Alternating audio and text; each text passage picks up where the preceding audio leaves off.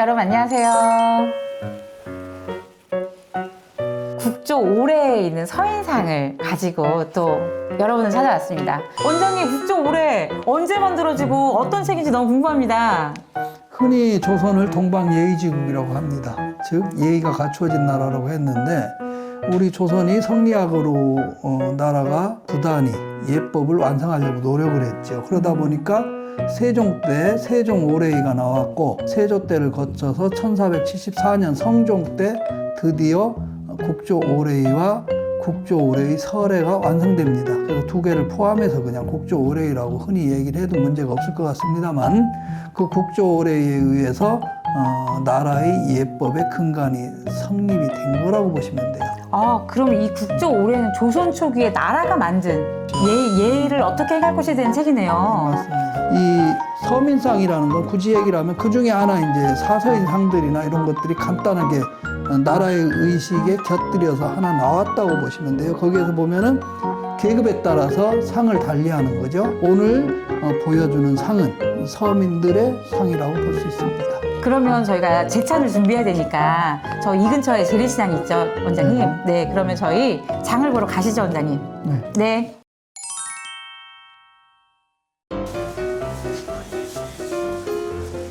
원장님, 저희 전을 안 샀어요.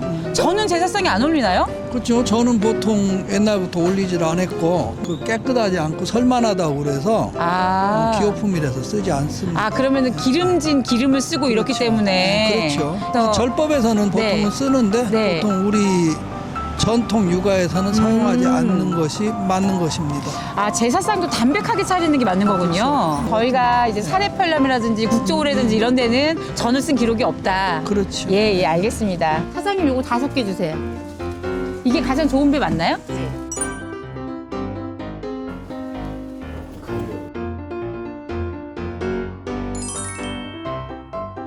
그러면 저희가 제사상을 직접 보면서 또 질문을 좀 해나갈게요. 예. 이 지금 신들이 앉는 의자를 저희가 교의라고 하잖아요. 그럼 만약에 일반 집에서 교의가 없을 수가 있잖아요. 그럼 이 지방을 이렇게 병풍에 붙여도 될까요? 성리학의 완성자인 주자나 우리나라에서 천재로 알려진 율곡 선생님이나 둘 다 병풍에 지방을 붙였어요. 그렇기 때문에 그분들이 붙인 이유를 그대로 따라도 문제가 없을 것 같아요. 그런데 이제 문제는 지방틀을 이용해서 제상에 올려놓는 경우가 있죠. 대부분의 집안이 그럽니다만 그러니까요. 그거는 그렇게 바른 것은 아닌 것 같아요. 저도 상차림을 보니까 그렇게 하면은 신들이 상 위에 올라간 것 같은 느낌이 들기 때문에 당신이 잡숫는 상에 올라앉은 꼴이 되기 때문에 그건 바른 예법이라고 볼 수는 없을 것입니다. 예, 여기 또 궁금한 게요. 여기 보면은 잔을 3잔씩 놨습니다. 이 의미도 좀 설명해 주셔야 될 것 같아요. 보통 세 잔이라는 건 예는 3번에 갖춰서 이루어진다는 그런 예성어 3에서 나왔죠. 그래서 초원, 아원, 종원 3번에 거쳐서 완성되는 것입니다. 여러분들이 달을 보면 알 수 있듯이 초하룻 날은 달이 안 보인다고 그러죠. 초 이튿날 역시 달이 안 보입니다. 초 사흘날 겨우 달의 모습을 갖춥니다. 내가 표현하고자 하는 예도 한 번 표현해서는 그게 나타나지가 않기 때문에 2번, 3번 해야 비로소 갖춰졌다고 볼 수 있는 거죠. 그래서 옛날에는 계단을 올라갈 때도 서로 3번씩 양보를 했고 임금님이 벼슬을 줘도 3번 사양을 하고 받는 이런 형국을 갖췄던 것입니다.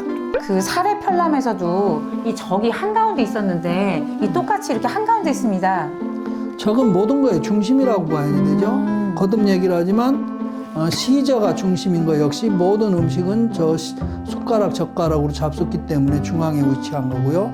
적은 가장 귀하고 중심이 되는 것이 적이기 때문에 구운 고기인 적을 중앙에 놓는 것입니다. 집안에 환자가 있으면 제사를 지내지 말아야 한다는데 그게 사실인가요? 흔히 그런 얘기가 있고 그러다가 제사가 끊기는 집안이 굉장히 많아요. 그건 있어서는 안 될 일입니다.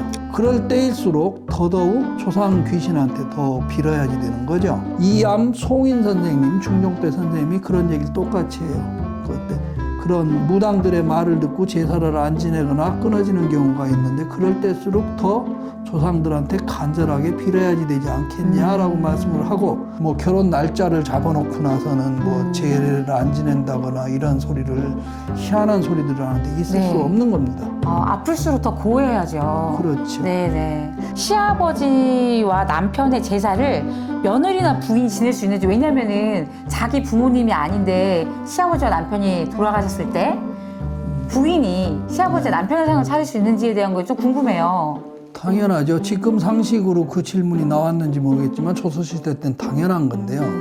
여러분들이 한자 시집갈 가자를 한번 보세요. 시집갈 가자는 여자의 집이라는 계집 여자와 집 가자에 더해서 시집갈 가자가 된단 말이죠. 여자의 집은 사실은 시댁이에요. 굉장히 긴 시간을 시댁에서 살게 됐고, 그 여자가 죽으면 결국은 이 시댁인 이곳에서 다시 제사밥을 잡숫게 되는 거예요. 그러니까 여자의 집은 시댁이고, 거기에 마땅히 제사 지낼 분이 없으면 당연히 제사를 모셔야지 되는 거죠.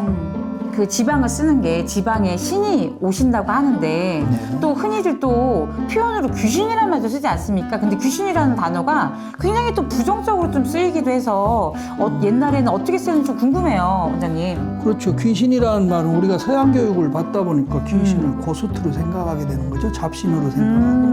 근데 그건 절대 잘못된 얘기예요. 아, 네. 귀라는 건 귀신 귀자는 돌아올 귀자, 귀가할다 할 때 귀자하고 같은 의미예요. 얘기해 보면 그런 얘기가 나오죠. 중생 필사 사필기토 차지의 귀라. 뭔 얘기냐면 모든 살아있는 것은 반드시 죽는다. 죽으면 반드시 흙으로 돌아가게 돼 있다. 이것을 귀라고 한다. 아, 그 말 되게 예쁜 말 같아요. 제사를 뭐 돌아가신 분을 기념하는 날이다라고 얘기를 하는데 그것도 물론 맞는 말이겠지만 사실은 이 제사라는 것은 돌아가신 분을 기념하는 것을 넘어서 돌아가신 조상과 내가 소통하는 거예요. 그래서 강신과 내주를 통해서 신이 오셨고 그 신과 교감하고 느끼면서 거기에서 그분에 대해서 추억하고 그분과 소통하는 것이 제사다.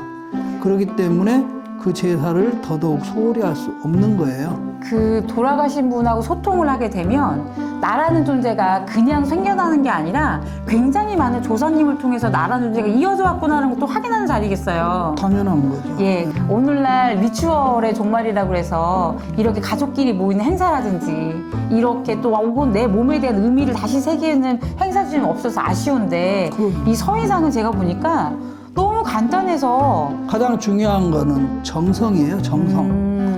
정성이 있으면 조상신이 오시는 거고 이 정성이 없으면 흠양하러 오시질 않아요.